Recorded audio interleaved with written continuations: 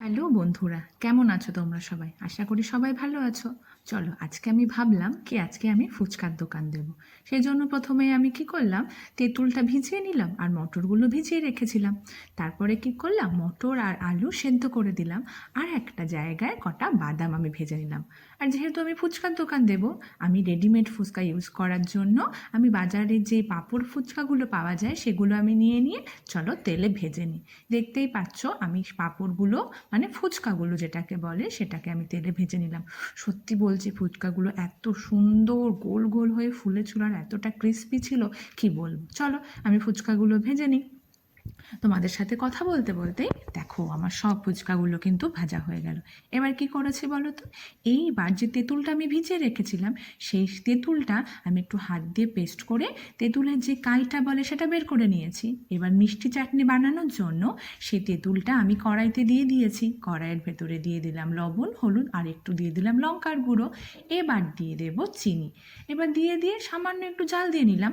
জাল দেওয়ার পরে কি করব, আমি একটা জায়গায় একটু ময়দা হালকা গুলে রেখেছিলাম, সেই ময়দা গোলা জলটা আমি এবার দিয়ে দেব এই তেঁতুলের মধ্যে।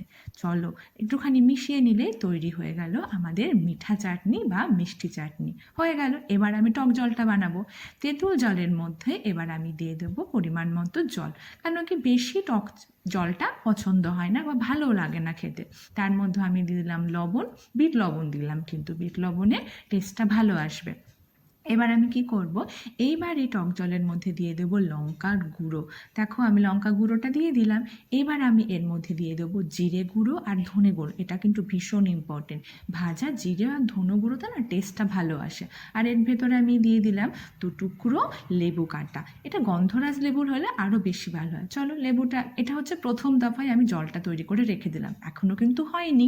দেখো এদিকে আমি কি করলাম, যে আলু আর মটরটা সেদ্ধ করেছিলাম সেই আলুটা আমি থেতলে নিয়েছি, মটরগুলো নিয়েছি।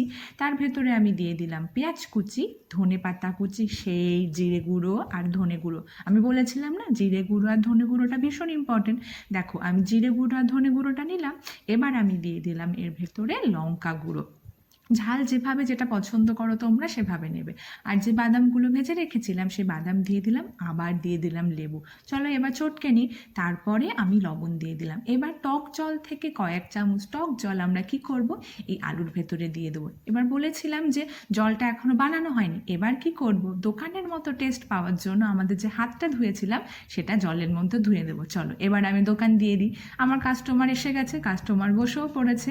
চলো এবার আমি আমার কাস্টমারকে দিই, দেখি আমার কাস্টমার কি বলে, কেমন হয়েছে আমার কাস্টমারের। কিন্তু আমার কাস্টমার বলল খুব ভালো হয়েছে, পুরো দোকানের মতো হয়েছে। Bye bye.